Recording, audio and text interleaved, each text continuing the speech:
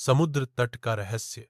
एक अद्भुत आह्वान। बहुत समय पहले, सतयुग के अंत की बात है।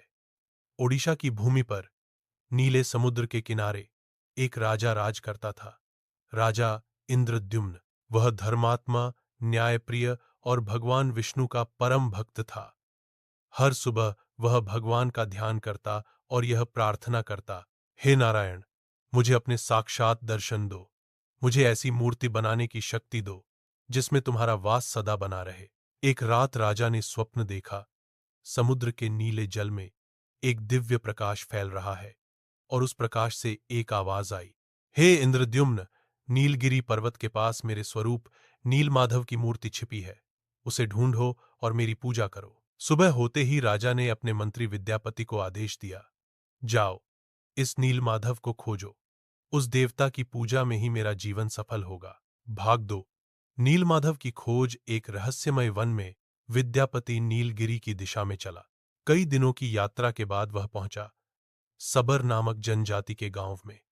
वहां एक मुखिया था, विश्ववासु, जो नीलमाधव का गुप्त भक्त था। वह रोज जंगल में जाकर भगवान की पूजा करता, पर किसी को नहीं बताता। विद्यापति ने उस रहस्य को जानने की कोशिश की। विश्ववासु की पुत्री ललिता उससे मिली और धीरे धीरे दोनों में प्रेम हो गया। जब विवाह हुआ, तब विद्यापति ने अपनी पत्नी से कहा, मुझे पता है तुम्हारे पिता किसी देवता की पूजा करते हैं। मुझे बस एक बार उस देवता के दर्शन करने दो। ललिता ने पिता से अनुरोध किया और विश्ववासु ने शर्त रखी, तुम मेरी आंखों पर पट्टी बांधकर चलोगे। मैं तुम्हें वहां ले जाऊंगा, पर रास्ता नहीं देख सकोगे। विद्यापति ने हां कहा, पर चालाकी से अपने वस्त्र में सरसों के दाने छिपा लिए। जैसे जैसे वह चलता गया, दाने गिराता गया, ताकि लौटने पर वह मार्ग पहचान सके। कुछ देर बाद हवा में चंदन और पुष्पों की दिव्य सुगंध फैल गई। पट्टी खुली तो सामने एक नीली प्रकाशमान मूर्ति थी, भगवान नीलमाधव, जिनकी आंखें आकाश जितनी गहरी थीं। विद्यापति की आंखों से आंसू बहने लगे। वह बोला, हे प्रभु, मैं राजा इंद्रद्युम्न का दूत हूं। अब आप उनके सम्मुख प्रकट हों। पर तभी आकाश से एक आवाज आई, अब नीलमाधव नहीं रहेगा, बल्कि मैं नए रूप में आऊंगा, जगन्नाथ के रूप में। समुद्र के तट पर एक नया मंदिर बनेगा। अगले ही दिन नीलमाधव की मूर्ति गायब हो गई। सिर्फ एक नीले रत्न की चमकती किरणें रह गईं। भाग 3। जगन्नाथ के रूप की खोज। जब विद्यापति ने यह सब राजा को बताया, राजा इंद्रद्युम्न ने तुरंत नीलगिरी की ओर प्रस्थान किया।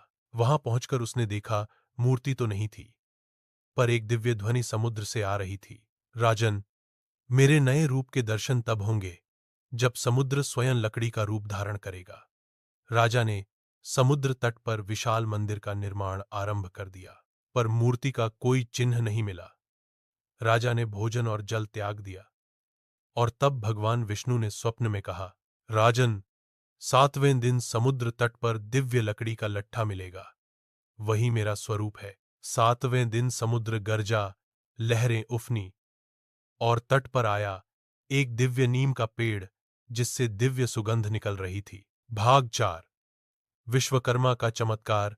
राजा ने लकड़ी को देखकर कहा, इससे मूर्ति बनाओ, पर कोई भी मूर्तिकार इसे छू भी नहीं सका। तब एक वृद्ध ब्राह्मण वहां आया।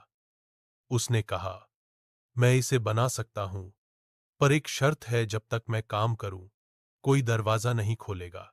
राजा ने पूछा, आप कौन हैं? वृद्ध बोला, मैं हूं विश्वकर्मा, देवताओं का शिल्पकार। राजा ने सहमति दी। विश्वकर्मा मंदिर के भीतर चला गया और दरवाजा बंद कर दिया गया। अंदर से हथौड़े की आवाजें आती रहीं। दिन बीते। 1, 2, 3, 12 दिन। 13वें दिन आवाजें बंद हो गईं। रानी चिंतित हो उठी, क्या वृद्ध जीवित है या मर गया? रानी ने दरवाजा खोलने को कहा। राजा ने मना किया, पर प्रेमवश दरवाजा खुल गया। अंदर जो देखा, तीनों मूर्तियां अधूरी थीं। भगवान जगन्नाथ, बलभद्र और सुभद्रा की मूर्तियां बिना हाथ पैरों के थीं। विश्वकर्मा अदृश्य हो गया था। तभी आकाशवाणी हुई, राजन, यही मेरा इच्छित रूप है। अधूरा नहीं, बल्कि पूर्ण, क्योंकि प्रेम का कोई अंत नहीं। भाग 5। मूर्तियों का प्राण प्रतिष्ठा और पहला दर्शन। राजा इंद्रद्युम्न ने विधि अनुसार मूर्तियों की स्थापना की। भगवान विष्णु ने स्वयं मूर्तियों में प्राण फूंके। उस दिन पूरा जगन्नाथपुरी रोशनी से जगमगा उठा। भगवान जगन्नाथ के विशाल नेत्रों में संसार की ममता झलकती थी। बलभद्र का चेहरा तेजस्वी था और बहन सुभद्रा का रूप शांति का प्रतीक।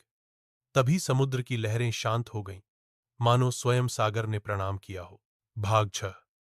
रथ यात्रा का रहस्य। भगवान ने राजा से कहा, हर वर्ष मैं, बलभद्र और सुभद्रा अपने भक्तों से मिलने बाहर जाऊंगा।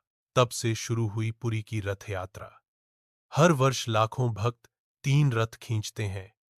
जगन्नाथ का नंदी घोष, बलभद्र का तलध्वज और सुभद्रा का दर्पदलना। कहते हैं उस दिन भगवान स्वयं भक्तों के बीच रहते हैं। जो उन्हें रथ से खींचता है वह 7 जन्मों का पुण्य अर्जित करता है। भाग 7। मंदिर के रहस्य जो विज्ञान भी नहीं समझ पाया। एकाह मंदिर का झंडा हमेशा हवा के विपरीत दिशा में लहराता है। दोहर मंदिर के ऊपर कोई पक्षी नहीं उड़ता। तीनहर मंदिर की छाया कभी भूमि पर नहीं पड़ती। 4 मुख्य शिखर पर हर शाम पुजारी 216 फीट ऊंचे जाकर झंडा बदलते हैं बिना किसी सहारे के। यह सब आज भी रहस्य है। वैज्ञानिक कहते हैं यह हवा और वास्तु का चमत्कार है, पर भक्त जानते हैं यह भगवान जगन्नाथ की लीला है। धाग हाट, काल का अंत और अमर जगन्नाथ कहते हैं जब कलयुग का अंत होगा तो भगवान जगन्नाथ फिर नीलमाधव के रूप में समुद्र में विलीन होंगे, पर भक्तों का विश्वास सदा रहेगा। पुरी के रेत के नीचे अनगिनत रहस्य हैं। मूर्तियों के अंदर का ब्रह्म पदार्थ क्या है कोई नहीं जानता। हर 12 साल बाद जब मूर्तियां बदली जाती हैं नवकलेवर, तो वह दिव्य ऊर्जा नए शरीर में चली जाती है। भाग 9। आधुनिक जगन्नाथ धाम। आज भी जगन्नाथपुरी में हर दिन 56 प्रकार का भोग चढ़ाया जाता है। 56 भोग। मंदिर का रसोई घर विश्व का सबसे बड़ा है। और अद्भुत बात, कभी भी भोजन की मात्रा कम या ज्यादा नहीं पड़ती, चाहे भक्तों की संख्या लाखों में क्यों न हो। भोजन का हर कण प्रसाद बन जाता है, क्योंकि वहां स्वयं भगवान रसोइयों के बीच अदृश्य रूप में रहते हैं। भाग 10। जगन्नाथ का संदेश। भगवान जगन्नाथ अपने भक्तों से कहते हैं, मेरा अधूरा रूप तुम्हें याद दिलाएगा कि पूर्णता प्रेम में है, शरीर में नहीं। जो भी सच्चे मन से पुरी आता है वह भक्ति, प्रेम और मोक्ष तीनों पाता है।